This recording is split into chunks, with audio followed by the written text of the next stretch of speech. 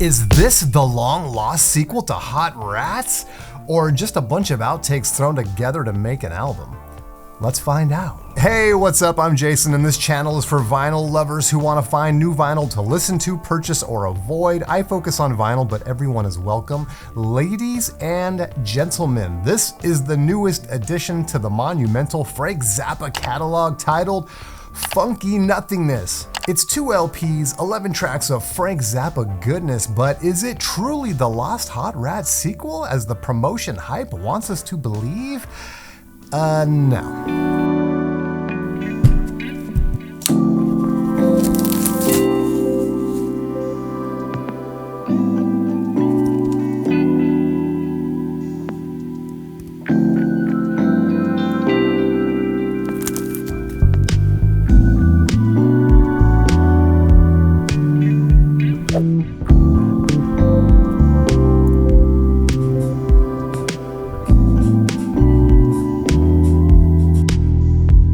Alrighty then.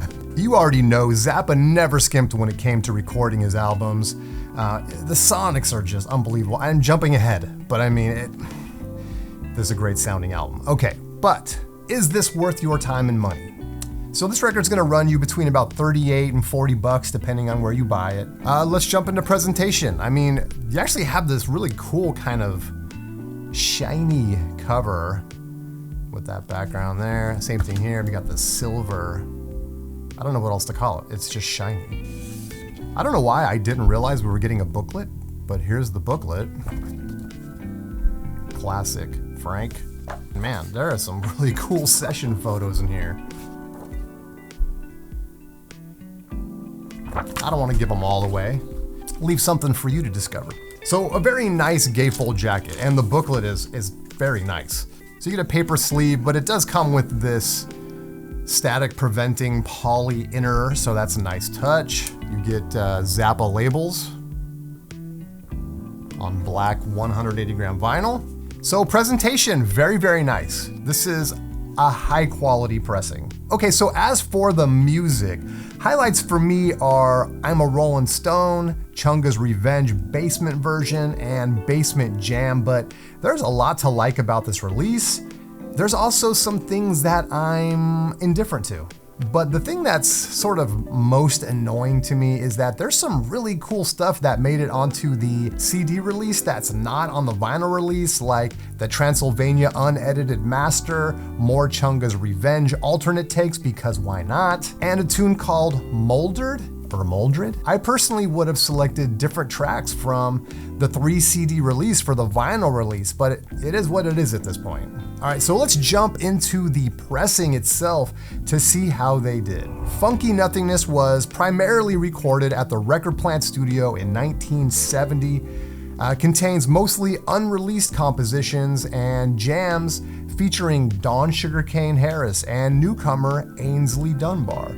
Titled by Zappa himself, this compilation contains vintage Frank Zappa mixes with modern mixes by Craig Parker Adams. The album was mastered by John Polito and the lacquers were cut by Chris Bellman. And the 2 LP set comes on black 180 gram audiophile vinyl. All right, so let's get down to sonics. Let me give you my thoughts using my patented 4-step system. This is a quiet record. Even between tracks, the vinyl is very nice. And even though there's nothing on here that I saw that says virgin vinyl, this is still a very nice record with very low surface noise. All right, number 2, distortion. I did not notice any distortion. Everything sounds nice. There's great dynamics. I mean, this has a tremendous sound stage. It just pops out of the speakers. It's just an amazing experience listening to this. As I said, I mean, Frank never skimped when it came to recording his albums, and this one is no exception. It's just one of the best things about this record, just being able to hear how sonically impressive it is. All right, warping. Fortunately, my records are not warped. They are very flat.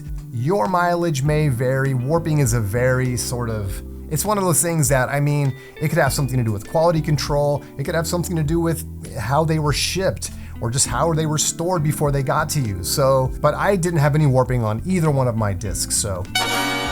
All right, so Sonics, and as I already said, I mean, the Sonics on this baby are fantastic. Just deep, rich bass, punchy drums. Frank's guitar, of course, is just top notch. I mean, everything is very nice. The soundstage is very nice. I mean, for being something that, for all intents and purposes, are alternate takes and tunes that didn't make it onto albums, it's incredibly impressive. So this release offers up some nifty stuff that we haven't heard yet, packaged together with some great alternative versions of tunes we are familiar with, but if I'm being honest, it's irritating that so much of it was left off. I certainly think a better job could have been done selecting the tracks for the vinyl release. I would have been happy if they'd included a third LP and charged $60 for it. But as it is, I feel like we got a little cheated. I get that Zappa's vault is so massive that it's impractical to think that every single song should end up on wax. But in this case, it feels like some great stuff was intentionally left off in order to offer some exclusive content to CD enthusiasts and streamers. It's just a little disappointing. I feel a bit about this album like I do about new Star Wars releases. It's like, hey, it's Zappa. How bad can it be? Any Zappa is better than no Zappa. But I mean, that notwithstanding, and if you take these records for what they are, what we have, in my opinion, is a C+, B- release. And I mean, not because it doesn't sound phenomenal, but mostly because there are some tunes on here that probably don't need to be on here. And once you know what alternatives there were based on the 3-disc CD and the streaming services, it's kind of like, come on, man. If they had better curated the song selection for vinyl, I would have bumped this up to at least a B+. So let us know, do you have this release? What do you think? Are you happy with your choice? Are you happy with the tunes they selected for these records? Let us know in the comments section. Thanks for watching, and I'll see you next time.